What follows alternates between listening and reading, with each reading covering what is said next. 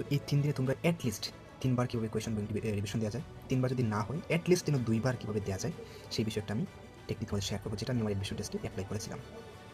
সেটা হচ্ছে, তুমি দেখো তুমি কিন্তু একদম শেষ প্রান্তে আসো এডমিশন টেস্টে, তার মানে তোমার অবশ্যই আগে সাস্টের কোয়েশ্চন ব্যাংক ইউনিট হোক ইউনিট হোক, তুমি যে ইউনিটেরই এক্সপিরিয়েন্স সেটা হোক তোমার, তুমি কিন্তু আগে অ্যাটলিস্ট কয়েকবার সলভ করেছো, অ্যাটলিস্ট তো একবারই সলভ করেছো, তাই না? আচ্ছা, এখন যে রিভিশন দিবা, তখন তোমার আসলে কী করা উচিত, কোয়েশ্চন ব্যাংকটাকে কীভাবে ডিল করা উচিত? তুমি একটা জিনিস চিন্তা করো, তুমি যখন ফিজিক্স হাতে নিবা, ফিজিক্সের সব কোয়েশ্চন তোমার কাছে কি কঠিন লাগবে সাস্টের? না তো, কিছু কোয়েশ্চন আছে না যেগুলো তুমি তোমার একাডেমিকের নলেজ হোক কিংবা অ্যাডমিশনে যেগুলো শিখছো এগুলো তুমি দ্রুত সলভ করতে পারবা, এক দেখায় পারবা। এমন কিছু কোয়েশ্চন আছে না যেগুলো আসলে খুবই নর্মাল লেভেলের কিংবা তোমার রেসপেক্টে এগুলো হচ্ছে খুবই ইজি, এরকম আছে না? সো এরকম অনেক কোয়েশ্চন তুমি কিন্তু পাবা ভর্তি পরীক্ষা কিংবা কোয়েশ্চন ব্যাংকে। এখন তুমি যখন ফিজিক্স রিভিশন দিবা, তখন হচ্ছে তুমি খুব দ্রুত তোমার হাতে যে নোটটা আছে রিভিশন টেস্টের, সেটা কুইক রিভিশন দিয়ে নিবা। নোট যদি না থাকে তাহলে তোমার কাছে যেই ম্যাটেরিয়ালস থাকুক সেটা তুমি ভালোভাবে এক নজর দেখে নিবা, যাতে করে সবগুলা কনসেপ্ট তোমার এখানে কভার হয়ে যায়। কেমন?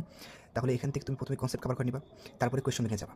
কোয়েশ্চন ব্যাংকে তুমি যখন প্রথমবার সলভ করেছিলে তখন তোমার কাছে যেগুলো কঠিন লাগছিল, তুমি অবশ্যই দাগিয়ে রাখছো, মার্ক করে রাখছো। আর যদি মার্ক করে না রাখো তাহলে তোমার তো এটলিস্ট চেনা আছে যে কোয়েশ্চনগুলো তুমি কী করছিলা, ফেস মানে একটু ডিফিকাল্টিস ফেস করছিলা, ওই কোয়েশ্চনগুলো তুমি এখন সলভ করবা।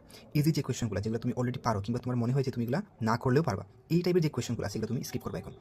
অতি কঠিন যেগুলো কোয়েশ্চন, যেগুলো out of knowledge, out of syllabus, ওইগুলো না, মানে তোমার জানার মধ্যেই, তোমার জানা কনসেপ্টের মধ্যে যেগুলো একটু ট্রিকি মনে হয়েছিল, একটু ট্রিক, একটু টুইস্টেড, এই কোয়েশ্চনগুলো তুমি এখন রিভিশন দিবা।